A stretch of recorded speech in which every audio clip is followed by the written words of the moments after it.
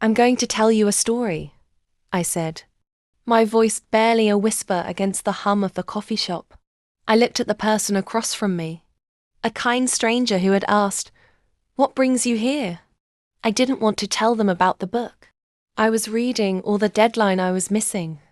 I wanted to tell them the truth, the story that had become the core of my being, the one I was still reeling from. My story isn't one of a single, dramatic moment. It's a symphony, a slow-building orchestra of love and hope that crescendoed into a deafening, shattering crash. It begins, as all good stories do, with a boy. His name was Julian. The overture of a perfect life. I met Julian in a small, dusty bookstore on the west side of town. I was reaching for a copy of 100 Years of Solitude on a high shelf, my fingers just shy of the spine. He was there, a shadow behind me, a deep voice offering, "Need a hand?" When I turned, he was all long limbs and a messy cascade of dark hair, with eyes that held a twinkle of mischief and a warmth that instantly made me feel at ease. We spent the next 6 hours talking, the outside world fading into a soft blur. He was a musician, a quiet virtuoso with a guitar, who wrote songs about the sound of rain on a tin roof and the feeling of a first kiss. I was a painter, chasing the perfect shade of melancholy blue and the fleeting brilliance of a sunset. We were two creative souls, and from that first moment, we were in perfect harmony. Our life together was a masterpiece, a canvas we painted with meticulous care. Our apartment was a gallery of our shared tastes and passions. My unfinished canvases stood in one corner, his guitar collection in another. The scent of his morning coffee mingled with the turpentine from my art supplies. We would spend entire weekends lost in a world of our own making, listening to old records and talking about everything and nothing. We spoke in a language only we understood, a mix of inside jokes, half-finished sentences and unspoken glances. Our love felt like a secret, a profound, universal truth that we had stumbled upon all on our own. He wrote a song for me once, on a particularly rainy Tuesday. It was called Lena's Sky, and the lyrics spoke of the vibrant colors in my paintings, the way my eyes crinkled when I laughed, and how he saw the whole world reflected in my gaze. He played it for me in the dim light of our living room, his fingers dancing on the fretboard, and I felt as though I was listening to the sound of my own soul. It was in that moment, with the sound of his music filling the air, that I knew I had found my forever. I felt a love so profound it was almost painful, a love that promised a future of unshakable happiness. We talked about everything.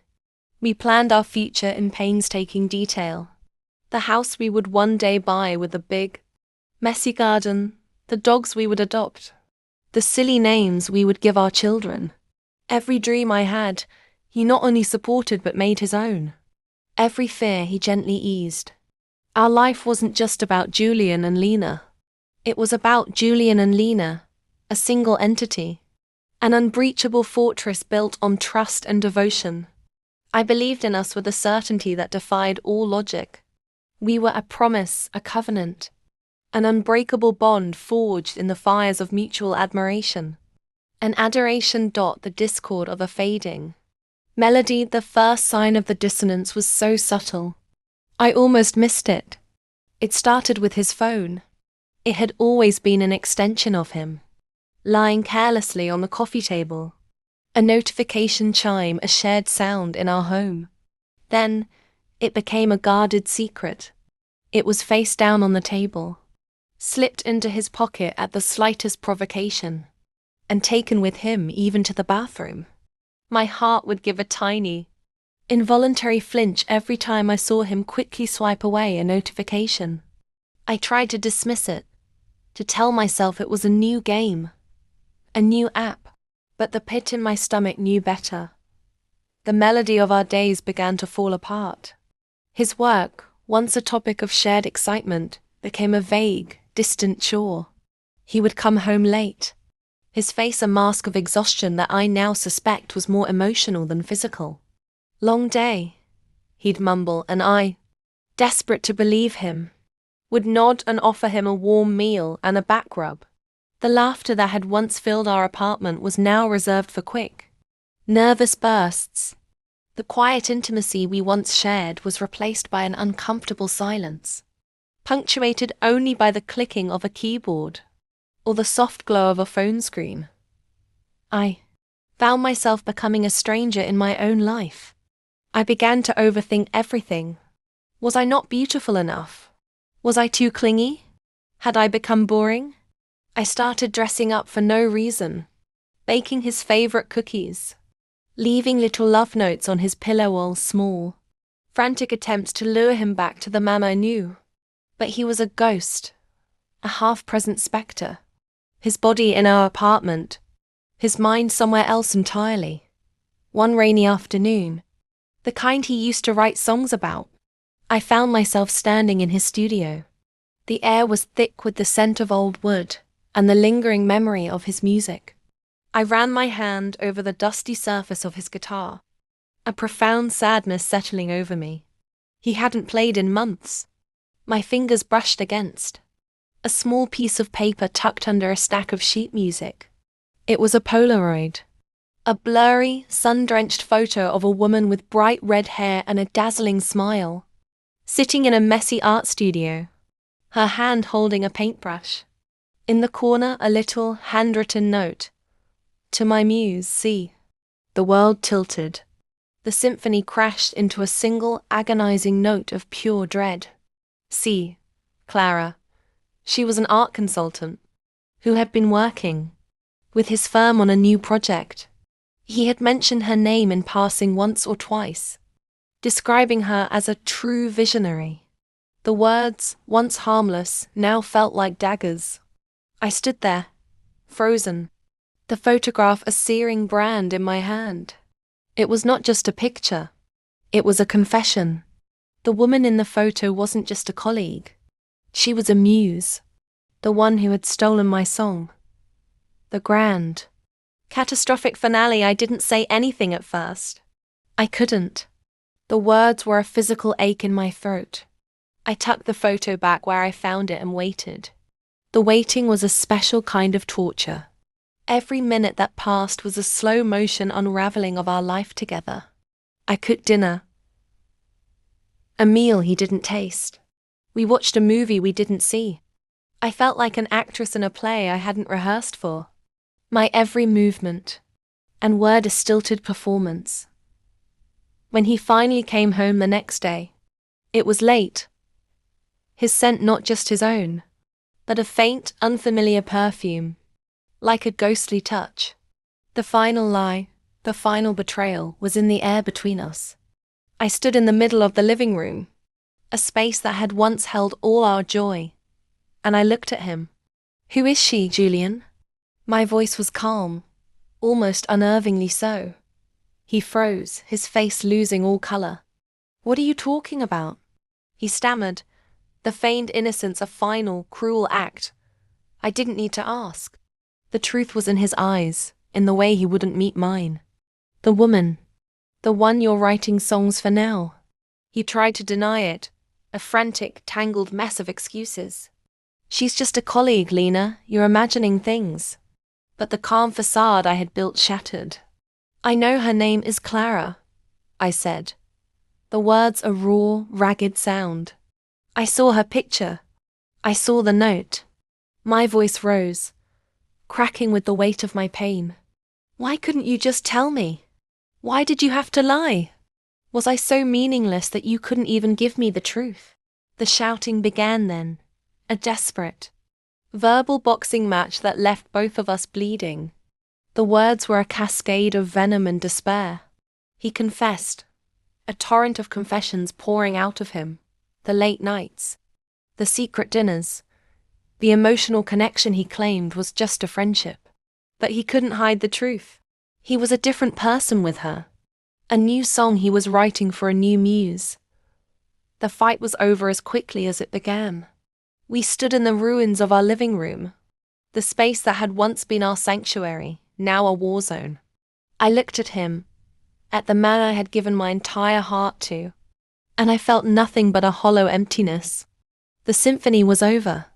The finale was not a grand flourish but a dull, broken silence. I walked to my studio, a place that once brought me so much joy, and grabbed the first finished canvas I saw. It was a portrait of him, a painting I'd spent months on, capturing the light in his eyes, the curve of his smile. Without a word, I took a palette knife and slashed it into 1,000 pieces. I kept slashing until the paint was nothing but a mess of color, until the face I had once loved so dearly was unrecognizable. He stood in the doorway, watching me destroy a part of myself, a silent, helpless witness to the wreck he had made.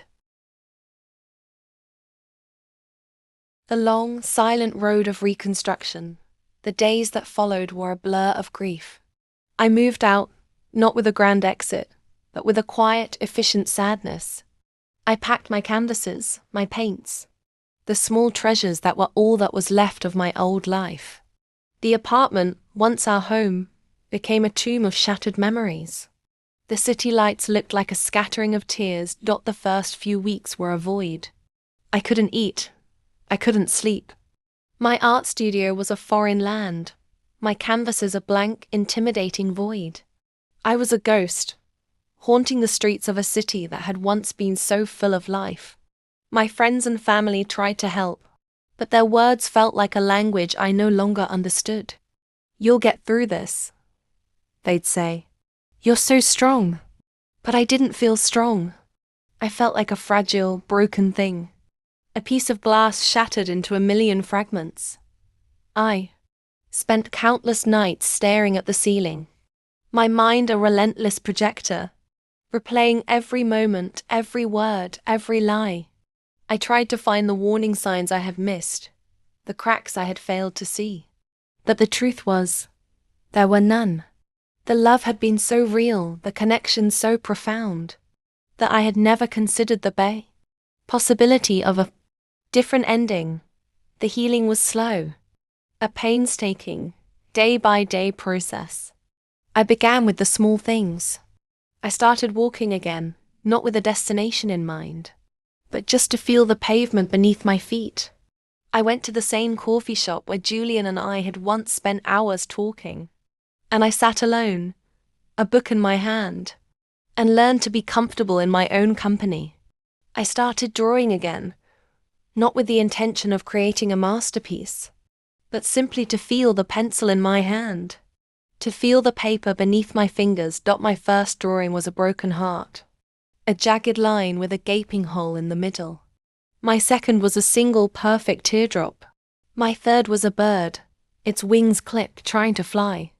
The art became my therapy, a way to express the pain that was too profound for words. Slowly, imperceptibly, the drawings began to change. The broken heart found a way to heal itself with golden seams. The teardrop became a single shining diamond. The bird's wings began to grow back, feather by feather. The art wasn't about the tragedy anymore. It was about the journey of healing. It was about the strength I was finding in my solitude. The resurrection of a new self. A year passed. A quiet, monumental year of self-discovery. I was a different person. I was no longer Julian's Lena, a half of a whole. I was just Lena. I had to learn what that meant. I took a trip, a spontaneous decision that was completely unlike my old self. I went to a remote cabin in the mountains, a place of profound silence and breathtaking natural beauty. There, surrounded by the raw, untamed wilderness, I felt the last vestiges of my old life fall away. I hiked for miles, a new strength in my legs, a new purpose in my heart. I sat by the lake and watched the ripples in the water. A silent, beautiful reminder of the way life goes on, even after a stone has been thrown into the placid surface. I learned to find peace in my solitude, to find strength in my independence, and to find beauty in the imperfect. messy masterpiece that was my life. I found a new passion for painting abstract art, a style that allowed me to express the swirling chaos of my emotions, without the need for a recognizable form. My art was no longer about a portrait of a person, but about the feeling of a moment, the vibrant colors of a sunset, the raw, untamed energy of a storm. My canvases were no longer a record of a shared life, but a testament to the beautiful, complex journey of my own soul. I thought about Julian and Clara. I had heard through the grapevine that they were still together, that he had written a new song for her, a new anthem for their love. But the news, once a source of searing pain, now felt like a distant memory. The rage and the bitterness were gone, replaced by a quiet sense of acceptance. It wasn't about them anymore. It was about me. I realized that the other woman wasn't a villain in my story. She was a catalyst. She was the storm that had to come to tear down the old, rickety house so I could build a new one, stronger and more beautiful than the last. She was the key that unlocked a part of myself I never knew existed. A part that was independent, resilient, and unbreakable. Julian's love was a symphony, but it was a symphony of shattered glass. A beautiful sound that ended in a million sharp, painful pieces. My new life was not a symphony. It was a single, powerful note. A note of self-love, self-respect, and quiet dignity. It wasn't about finding a new melody, a new song. It was about learning to dance to the rhythm of my own. Coda of a life reclaimed, and so here I am, still in the same city, but in a different apartment. My canvases are all my own now, a wild, vibrant collection of colors and emotions. The sound of a guitar no longer fills the air, but the soft whisper of a paintbrush on a canvas does. I'm not a masterpiece, and my life is not a perfect symphony, but it is real. It is mine. I looked at the stranger across from me, their eyes wide with the weight of my story. And that, I said, a soft, resolute smile on my face, is why I come here. Not to run away from my past, but to sit in the peace of my own present. I'm a painter, you see, and you can't create a new masterpiece until you've learned to love the beautiful, broken mess of your own life.